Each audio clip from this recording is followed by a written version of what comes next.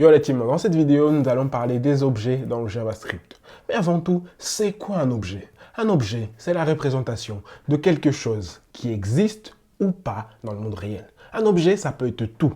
Ça peut être mon ordinateur, ça peut être cette lampe, ça peut être un stylo, ça peut même être mon dinosaure, ok? Tout ce qui existe ou pas dans le monde réel. Et un objet va avoir des propriétés. C'est quoi les propriétés? Prenons le cas d'un objet de type téléphone.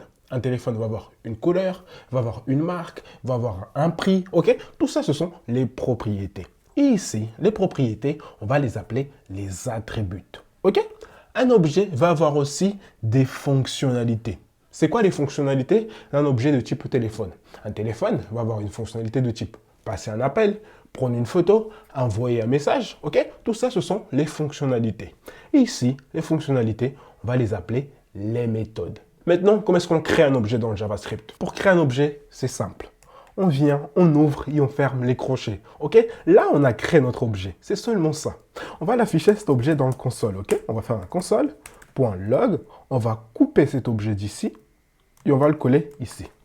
Si on actualise, maintenant, si on regarde dans notre console, nous avons notre objet, mais il est vide. Et nous avons dit qu'un objet peut avoir des propriétés et peut avoir des fonctionnalités. Dans ce cas, go rajouter un peu de propriétés et go rajouter un peu de fonctionnalités. Ok? Dans ce cas, je viens ici au milieu de l'objet. Je peux sauter des lignes. Ok, il n'y a pas de souci. Je peux sauter des lignes. Il n'y a pas de souci ici. Et je commence par rajouter des propriétés. Comment est-ce que je fais? On va partir du principe qu'on crée des propriétés pour un objet de type téléphone. Ok? Comment est-ce que je fais ça? Je viens d'abord, je rajoute le nom de la propriété. Ici, on va dire d'abord, on va rajouter la couleur. Ok? On rajoute le nom de la propriété, couleur. Deux points. Ensuite, on met la valeur de cette propriété. Je vais dire que mon téléphone, il va être noir, ok?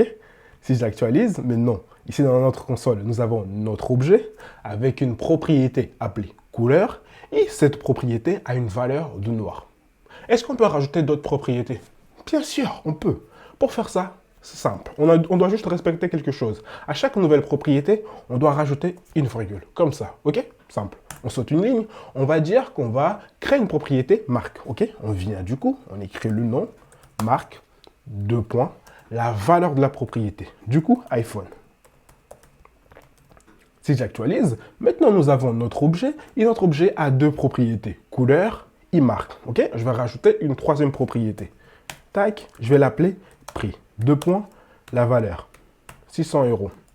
Si j'actualise, maintenant nous avons notre objet avec trois propriétés, couleur, marque et iPhone. Ok?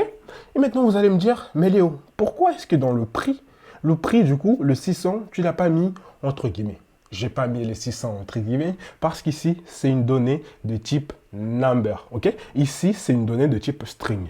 Et dans les objets, comme valeur des propriétés, on peut utiliser les données, les types de données qui existent dans JavaScript. Du coup, les strings, les booléens, les numbers, tous les types de données qui existent dans JavaScript. Bon, maintenant, on va rajouter un peu de fonctionnalité. Nous avons vu qu'un téléphone peut avoir des fonctionnalités du type prendre une photo. Qu'est-ce qu'on fait? On met une virgule, on saute une ligne. On va commencer par écrire le nom de cette propriété, parce que cette propriété-là va recevoir une méthode. Ok? Pour ça, cette propriété va s'appeler photo. Deux points. Et je vais le passer comme valeur, je vais passer une fonction. Ok? Les fonctions, ce sont les types de données aussi qui existent dans le JavaScript. Et dans cette fonction, je vais tout simplement faire un console.log. Je vais dire flash. Ok? Tac, flash. Maintenant, si on actualise et on regarde dans notre console, nous avons la propriété couleur, la propriété marque, la propriété prix et la propriété photo. Ici, il va y avoir un F parce que c'est une méthode, du coup, il va recevoir une fonctionnalité. Si vous ne connaissez pas encore les fonctions, c'est pas grave, ok? Faites juste la même chose que moi et plus tard, on va rentrer plus en détail sur les fonctions, ok? C'est un chapitre aussi que je prévois.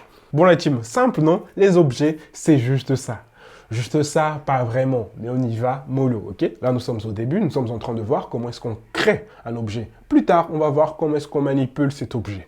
Juste, dernière chose, pour laisser notre code un peu plus propre, un peu plus pro. Ce qu'on va faire, c'est qu'ici, on va créer une variable qui va s'appeler myObject, ok? Object. Et ici, qu'est-ce qu'on va faire? On fait bien attention, on va couper notre objet. Okay? Parce que ici, les objets, ce sont un type de données. Et on va le coller ici devant le égal.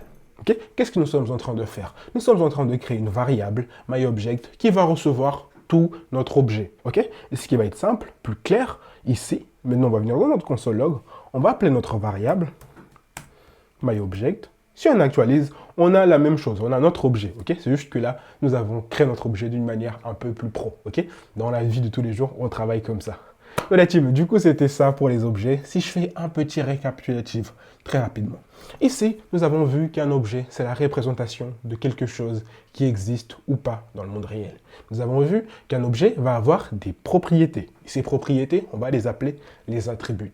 Nous avons vu qu'un objet va avoir des fonctionnalités. Ces fonctionnalités-là, on va l'appeler les méthodes. Ok? Nous avons vu aussi que les objets, ce sont des types de données que nous appelons structurels. Pourquoi structurels? Parce qu'ils vont créer toute une structure autour de nos données. Comme vous pouvez voir, nos données ici, ils ne sont pas une de gauche à droite, une de machin, ok? Elles sont bien structurées, ok? Ce sont les types de données structurelles.